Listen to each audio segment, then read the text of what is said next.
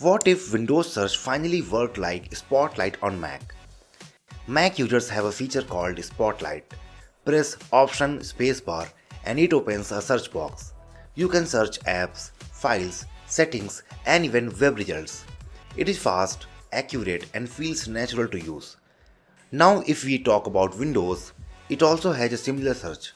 You can search apps, files, and even get web results directly from the search bar. But there is one thing most people hate. It prioritizes Microsoft Bing for web searches, while most people prefer Google search. So Google has decided to fill the gap with its own app for Windows.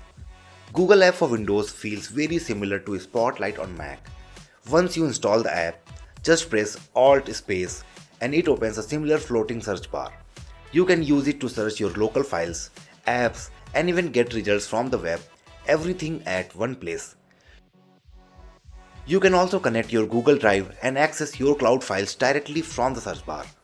But Google is not just copying Spotlight, it is going a step ahead with AI. The app includes AI mode. Here you can type your question in natural language and get direct answers in a clean interface. You also get links if you want to explore more.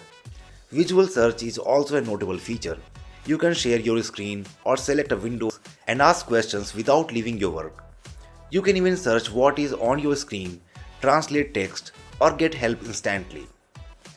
Now the big question, can this replace Windows search? For many users, the answer could be yes.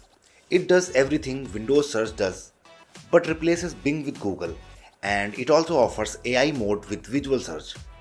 Google is clearly trying to bring a Spotlight-like experience to Windows, but with own ecosystem and AI on top. What do you think about it? Let me know in the comments and don't forget to subscribe for more tech videos. Thanks for watching.